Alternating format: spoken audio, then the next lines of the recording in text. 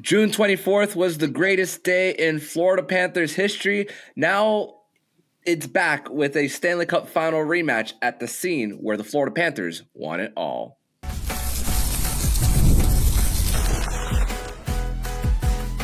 You're Locked On Panthers, your daily podcast on the Florida Panthers. Part of the Locked On Podcast Network, your team every day. Hello, everyone, and welcome to this very special crossover edition of Locked On Oilers and Locked On Panthers. That's Armando Velez of Locked On Panthers. I'm Nick Zararis of Locked On Oilers. We want to thank everyone who's making our show their first listen of the day. Both of our shows are part of the Locked On Podcast Network, your team every day.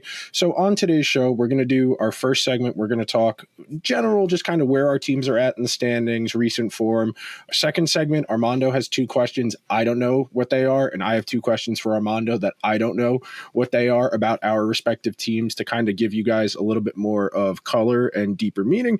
And then our final segment, we have a little bit more open-ended general conversation stuff coming out of Four Nations, more news, topical stuff. So Armando, my friend, how are we doing? Doing well. I'm glad to once again connect with you for another crossover here.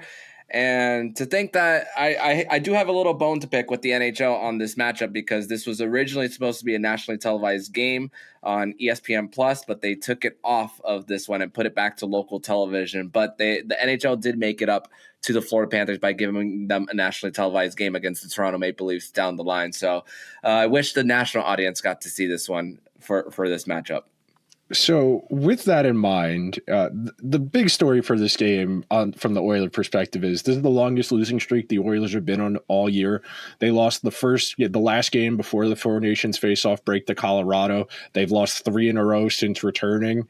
The goaltending has looked stunningly bad. It's been like Cinderella's carriage turned back into a pumpkin, but like on steroids, how bad it's been over the last week and a half. The conversation around going out to get a goalie ahead of next week's trade deadline is only getting louder. You have the general manager saying, we like our goaltending. A lot of Oiler fans are very worried right now, Armando. Yeah, and it's funny because I feel like at times when it comes to Edmonton Oilers, we're just sometimes repeating the same conversation. I remember we were discussing before the first matchup between these two teams about the rough start that Edmonton had, and you can't repeat the same things as far as firing the coach and doing the same thing in regarding that. And I mean, although Zach Hyman and Ryan Nugent-Hopkins have picked things up after the beginning of the season, I mean, it's still not up to par from what they were doing last season. So I can see why there's so much frustration with Edmonton on their side of things. And it's weird because to the average person, if you went and pulled up the NHL standings for the whole league right now, you know who has the 7th most points of any team in the entire league? That would be the Edmonton Oilers, who have 1 less point than the Florida Panthers. And yet we're sitting here, and the conversation I'm hearing is that the team is in dire straits, that, this is season altering type trajectory. And it's hard to tell fans, hey, take a deep breath. It's just a bad week. But everything they have done up until this point would lead you to believe they are at least an above average team. The way I try and describe it, and what I said on yesterday's show, was when you go on a losing streak, everything that seems bad about your team is amplified by 10. And that's really the key to moderating yourself in a long season, is remembering when you go on a really good stretch, you're probably not as good as that good stretch, and you're not as bad as the bad stretch. I mean, the Oilers have a suspect record against playoff teams this year, but they are not in real trouble. Yeah, and I think the reason why the noise is so much is because of the fact that it's, the whole story of what happens with the being 1 goal away from forcing overtime, and then knowing the fact of what's coming up with the bill being due for them with Draisaitl's contract extension kicking in, what's going to be the status of McDavid, even though I do believe he's going to resign, and then Bouchard being an RFA. So I can understand why the noise is, and the sense of urgency for them might be to do something to bolster their lineup for them.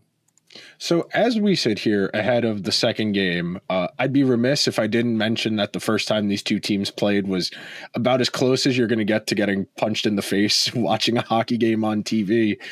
And it kind of feels like piling on that they've lost 4 in a row. And who do they have to play? Their biggest boogeyman, arguably, because through the first 35, 40 minutes of their first matchup, the Oilers played pretty well. Mm-hmm. The Oilers came storming back. They got out to a lead. And then Florida kind of leaned forward in their chair and kind of locked in, and it was a really bad snowball effect. I mean, I still think about how hard Stuart Skinner sulked his shoulders after that last goal he let in, because that goal had no business going in. That's how off guard he was. You know, it ricocheted off the back of his helmet and went in, and he sulked his shoulders, the lowest I've ever seen a goalie sulk their shoulders after conceding a goal. Yeah, and Sam Reinhart from that sharp angle for him, and then that's still to this day for the Panthers their only win of the season when trailing going into the third period for them. And then Carter Verhaeghe, who's mostly struggled this season with that game winner for them to end it at 6-5. And speaking of Verhaeghe and the Panthers and going and kind of like turning it to like where the Florida Panthers are at, I mean, lost their first matchup out of the Four Nations face-off, and for them. Missing Matthew Tkachuk at the moment for them, and they look like a team that was kind of tired. Although they peppered Joey Daccord with shots, it wasn't. They struggled with getting the second chances. Although they did get a break in the schedule with not having a back-to-back, their next back-to-back coming March 15th and 16th. That's a scheduling luxury for the Panthers, and no more games outside of the Eastern time zone for them after Tuesday's matchup for them. And Carter Verhaeghe, even before the Four Nations break, he was hot. He came in hot. Four goals in 2 games on a back-to-back against Chicago and the New York Islanders, including a hat trick for him. So and even before the Four Nations break, Matthew Tkachuk was scoring in 6 games in a row for him. So he was on a little bit of a hot streak. So I mean, did the break maybe disrupt things for the Panthers? Maybe, but everyone, Nick, in the division has won at least 6 of in the top 3 of the division as far as Toronto, Tampa Bay, and Florida. They've won at least 6 of their last 10. So nobody's creating separation in the Atlantic Division, which creates such a great race for the top. As far as not only have they created so much separation for them, but you look at the wild card race for what's going on with Detroit, Ottawa, and I mean that Stadium Series this coming Saturday, it's going to mean something, which is great when you're considering looking at everything, not just for the Florida Panthers, but outside of them as well. As far as the Panthers' outlook, would you say the fact that they have had the playoff success over the last handful of seasons makes it to the point that, I don't want to say the regular season is academic, but they're kind of in the same boat that Vegas is in now? You could say what Tampa Bay's in now, where they're not going through the motions, but they know as long as they make the playoffs, that's the goal. And once they get there, that's where they kind of dial it in, because it feels like they're still kind of ironing some things out. I know the fun conversation that I've been having with my analytics friends is, can we get Erik Karlsson onto the Panthers somehow to replace Brandon Montour? And it's like, that kind of feels like what they need. It kind of feels like they're just waiting for the deadline to make their one big move. And then once the playoffs start, they're a scary team in the playoffs. Yeah, it's all going to depend what goes on with Matthew Tkachuk's status with LTIR for them. That's the only way you're going to fit Erik Karlsson into the mix for the Florida Panthers here in the books. And he does have term for him. And hey, it's a right-handed shot who can work a power play for them. And right now the power play has actually been decent with Aaron Ekblad running the point for them. So, and although I don't believe it's a long-term solution, that would be one heck of a trade that the Florida Panthers could pull off, because I mean, there's the rumor mill for Erik Karlsson is growing more and more. I mean, it's also growing for Seth Jones. I mean, Elliot Friedman repeated himself from what he said on 32 Thoughts on the Panthers being a team that could be a destination. So that's another thing for the Panthers on just the fact that they have been a destination, on just how they're able to just even if the guys don't end up with the Panthers, that they are in, that they're reportedly in on guys. And hey, for the Panthers, I mean, going back to your question on just going through the motions for them, they haven't lost back-to-back regulations games since late December. And in the middle of that was a little bit of the Christmas break where they came off a matinee game. It was Jakob Dobish's NHL debut for the Montreal Canadiens on a matinee where the Panthers were at home and eating a whole bunch of Christmas food and probably drinking a little. So that was a game that they didn't show up for them. but also for the Panthers, it's just never getting too low whenever things go wrong. And even Spencer Knight, when answering the questions to the media on Tuesday in his win against Nashville, he doesn't really look at trends too much as far as going through stretches. It's just focusing on the present moment for him. So that's the mentality that's just been trickled down from top to bottom for the Panthers. And that's the sign of a good team. I've been saying that all year, especially through the first, up until about January, where the Oilers really couldn't string together, 2-3 wins in a row. A good team stays level the entire season. You never get too high, you never get too low, and that keeps you at a nice even keel that allows you to respond to adversity. We have to take our first break of today's show. When we come back, we are going to have our mystery question round, so be sure to stick around. If you're like me, your mornings have to start with a good cup of coffee. But I got tired of settling for grocery store brands that just weren't hacking it. That's why I turned to Trade. And let me tell you, this coffee's next level.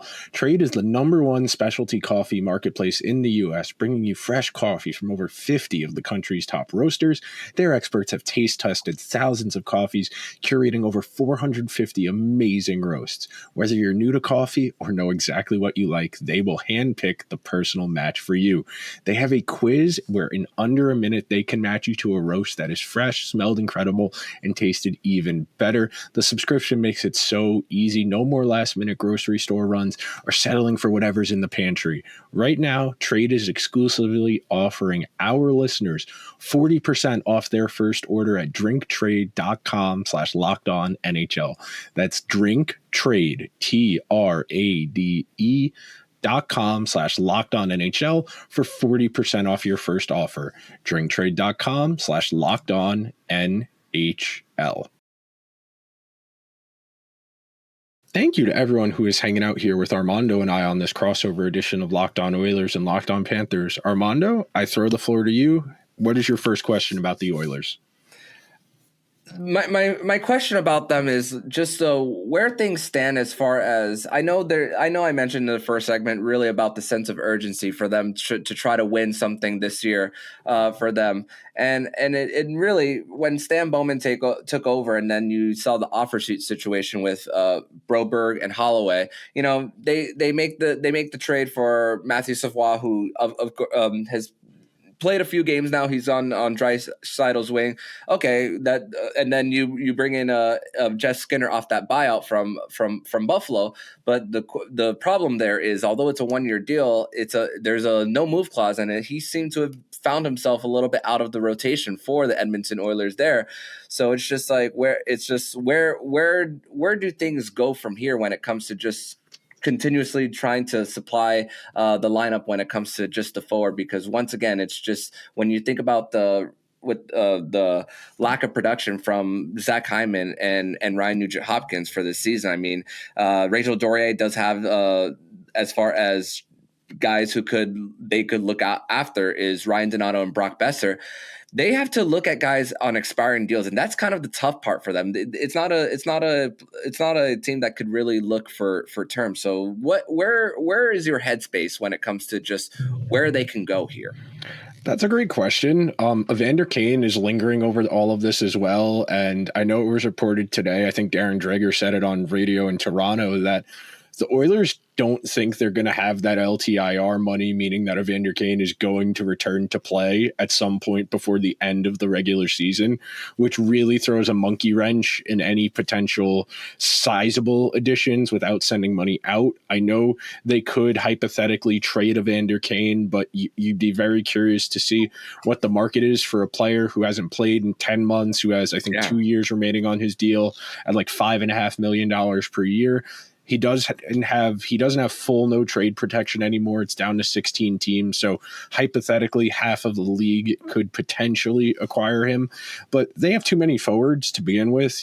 As you mentioned, they've had Skinner rotate in and out a few times. They called up Savoie for the second time this year, and he's gotten a little bit of burn, but going down that left side, you have Nugent-Hopkins, you have Podkolzin, you have Janmark, and you have the aforementioned, you have Savoie, who's played on the right and the left. You have Skinner. You have a Vander Kane who could potentially be back in the mix, and you're talking about, 6 guys for 4 spots, unless you want to play someone on their off wing. But what does that do to Victor Arvidsson, Zach Hyman, or whomsoever you want to talk about down the right side, Corey Perry as well, and Connor Brown? They have too many forwards for not enough spots, and very clearly, there's just something about Jeff Skinner's game that Chris Knobloch hasn't taken a liking to. If you go and look under the hood, Jeff Skinner's got good underlying numbers. The Oilers are winning his minutes. They're controlling the puck. It's just something about the way Jeff Skinner plays that Knobloch just doesn't feel comfortable with for whatever reason. And they also, you mentioned Savoie, and John Klingberg falls in this box as well, who they brought in at the end of January. Mm-hmm. Him and Savoie getting a little bit of run in February. This is kind of auditioning because, if they feel good about Savoie, maybe they won't go out and add a forward, and ditto with Klingberg, where if they feel like he's good enough, they won't go out and acquire another defenseman, even though I'd argue they probably need a defenseman really pressingly. I mean, they claimed Travis Dermott off of waivers today and sent him down to the AHL immediately, so we'll see what becomes of that. But my first question for you is, which position group do you think the Panthers need to bolster the most ahead of the trade deadline? Is it on the back end or is it up front? I still think it's right-handed D for them for where they can go. I've talked about guys like Henry Jokiharju, David Savard. David Savard's more like a guy who could be on the third pair. Jokiharju getting some run at the Four Nations. So maybe some conversation with Barkov on possibly them being possible teammates coming up for them. And those are expiring deals for their respective teams. But hey, the fact that there's a possibility of LTIR space, which is still the question for what they could do in this, is just guys also with term like Luke Shen, who's a big body who could throw lay hits. Rasmus Ristolainen, although he missed the Four Nations due to injury. Connor Murphy are other guys who could actually help out the Panthers as far as guys who could possibly get into the mix. Those are guys with term, and hey, those are even if their respective teams don't retain salary, that they're in a position to at least with the salary cap going up to at least keep some guys on the cheap for them. But if you can get Ristolainen or Murphy with retained salary, man, does that increase their chances to really bolster their D even in the off season, even though we're still really focused on this season for the Panthers.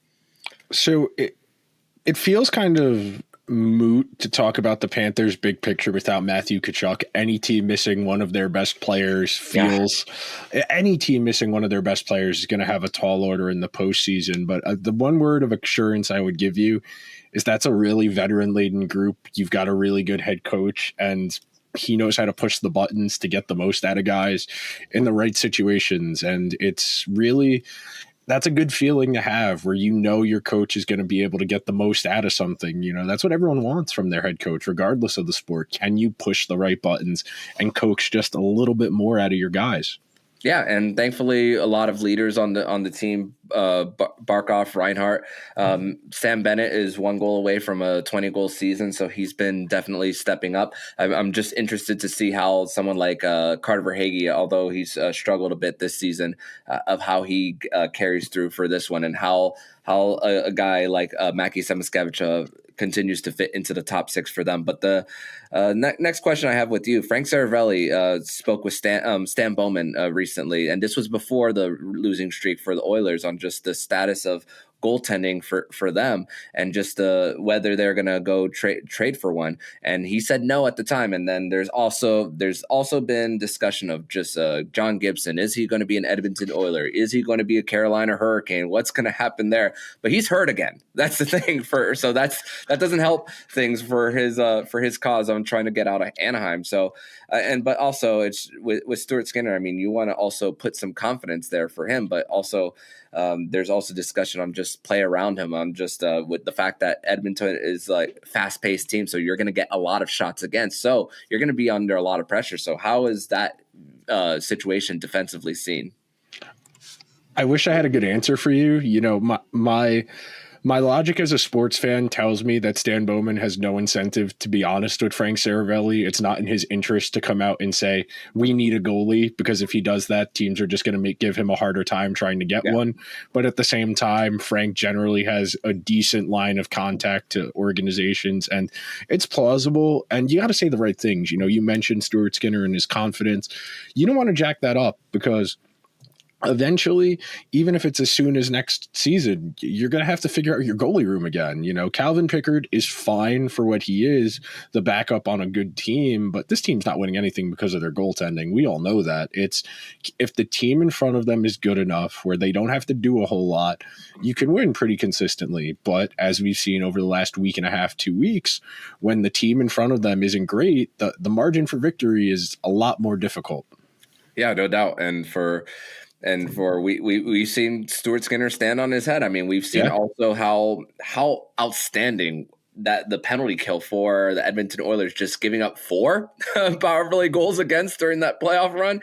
It was just difficult for just teams to get through them, and just how. And hey, once again, I'm a big fan of Matthias Ekholm on just how he conducts himself as a veteran, and just how he's able to just bully people on the boards for him, and just how.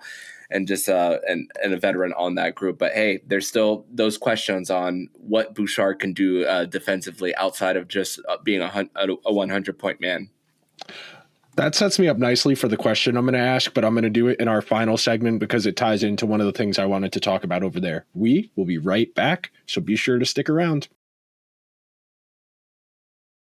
But first, we're going to tell you guys all about FanDuel. And when the game tips off, the NBA action is just getting started. And there's no better place to get in on the action than with FanDuel, America's #1 sportsbook. With FanDuel, you can place live bets throughout the game. So even if you missed the opening tip or want to bet on a fourth quarter comeback, you can stay in on the action. And if you're looking for a bigger payout, you can combine your live bets into a same game parlay. Right now, new customers can get $150 in bonus bets if your first $5 bet wins. Just visit FanDuel.com to join today. That's FanDuel.com for your shot at $150 in bonus bets. Make every moment more with FanDuel, an official sports betting partner of the NBA.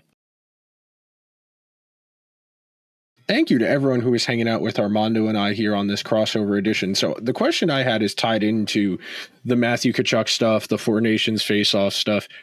Are you, as a Panthers person, it feels a little heavy-handed to ask this question, but do you understand why him, Brady, and a lot of those guys were willing to play in that game kind of not at 100%, even though, we all know this is a made-up tournament. This isn't the Olympics. This isn't even a World Cup of hockey. Do you get it, or do you kind of feel as a Panther fan like, Matthew, love you, but we could go back-to-back if you're healthy?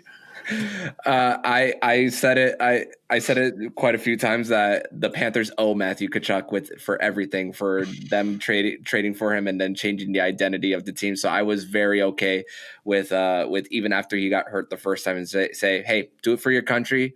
You're going to miss some time, and then come back healthy for him. So, and the fact that for Matthew Tkachuk also, he's also taking this time during his time out of just growing the game. I recently spoke about him on the appearance on Jimmy Fallon. I previewed a little bit of his appearance of what he was going to do with him and his brother on New Heights with Travis and Jason Kelce, which he spoke a bunch about just the fights, growing up in an NHL locker room, and then just who would win in a fight between him, Walt, and Brady, and who are the favorites in the family, and then just the overall chirps. It's just the amount of personality we've seen through these two guys has just been something that's just so great for the NHL, in my opinion. And I'm just as a Panthers person, I'm just glad to cover a guy like this every single day. So,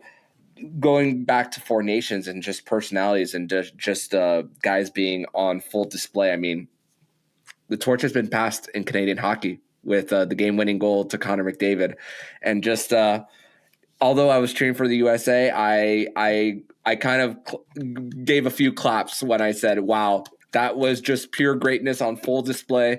This is a legend should."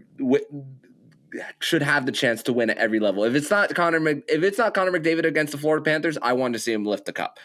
I want to see legends get rewarded, and to see that with so many new fans getting in on the game of hockey, I was just like, wow, what better way to introduce some new fans in just that being passed on. So my question for you is, how much has McDavid's legacy was solidified just getting that golden goal?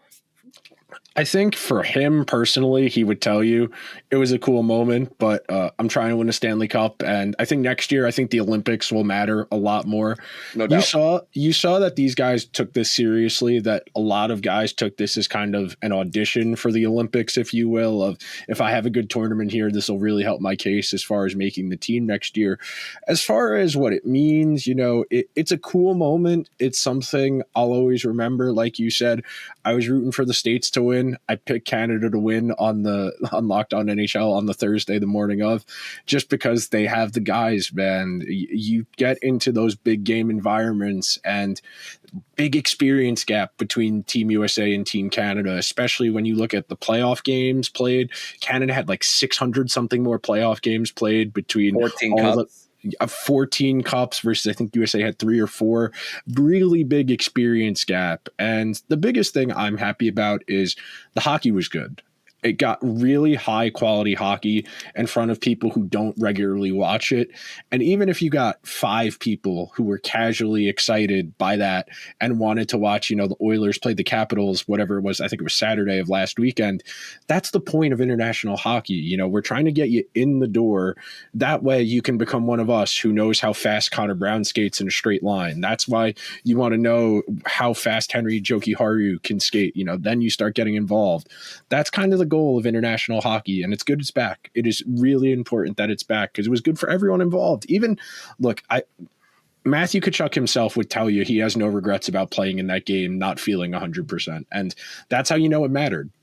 Yeah, no doubt. And the fact that so many players have been deprived of this for 9 years. I mean, you think of Team Sweden, you're not seeing Henrik Lundqvist between the pipes anymore. It's been transitioned now for Team Sweden. So the passing of legends going into the next wave of them for the entirety of the league. So that's another great thing that new fans and a new generation are getting into for this game. And I think that's just, and even for, and I'm interested to see what the new fan is going to did when it came to seeing a name and then just opening up a tab and then just saying, okay, they play for this, and just trying to connect the dots on just their history for where they were traded and traded or left in free agency. I mean, that was something that I did in the early 2010s when I was starting to watch the sport for the first time, and just trying to connect the dots and just trying to catch up. I'm trying to see. I'm wondering to see how many people are trying to do that currently, and just so that they could also fit in for this sport. And the cool thing about it is you have guys representing a bunch of different teams across the league. I know there were a handful of teams that didn't have guys who got picked for any of the 4 teams, but you got Matthew, who's from the Panthers, you got Brady, who's from the Senators, you got Jack from the Devils, you got Matthews from the Leafs. Even if you're only getting surface level interest, that matters. The NHL is always going to have people like us lunatics. We will always be here no matter what. But you can't grow the sport without the casual fan who, if they're at a bar or a restaurant and the game's on and they go, oh, I know who that is. You forge that connection. You got to get that casual fan. Casual fans are the majority of fans. You think about that how a pyramid is shaped. That's the majority. Most of the people who watch a given sport are casual. There are only so many of us who invest the time to care to the degree we do. And that's okay. The casual fan is an important part of the ecosystem. And I think of Game 7 of the Stanley Cup Final for regardless of result of what happened there, because the NBA was over, the draft, the NFL was in the middle of their offseason. OTAs was over for them, so the spotlight for the entirety of the league was on that, and 16 million people watching that was also a great moment in the last calendar year as far as where where things were as far as just the attention it's getting. And once again, we're hoping that it just continues for the entirety of the league. And yeah, regardless of whether the Florida Panthers are the ones to do it again or to continue doing so, I mean, the league is right now in good hands. And to think that, here's another thing I have not mentioned yet. The fact that the PA and the commissioner's office are likely to get a new CBA done earlier based on this Four Nations face-off, that the likelihood of a lockout is less likely, in my opinion, than ever. I'm going to knock on my desk just to be safe as an NHL fan, because we have seen good situations get messed up more than once, but yeah. You have to feel relatively good about the state of things. You know, the players are getting meaningful concessions that they want. The international play was a big deal for them that they really wanted, especially that executive committee, which is usually guys who have a lot of influence, who are older, a lot of experience. It matters. You know, and to wrap up on this, you know, we're going to get one real crack at Sid, Connor, and Nate Mack all on the same team in an Olympics, and that's it. That's it. We're only going to get to see that one time for Olympic gold. And I'll be curious to see where we're at in international hockey 4 or 5 years from now when we're talking about the 2030 Olympics. But man, it's hard not to feel like the NHL's in a good spot.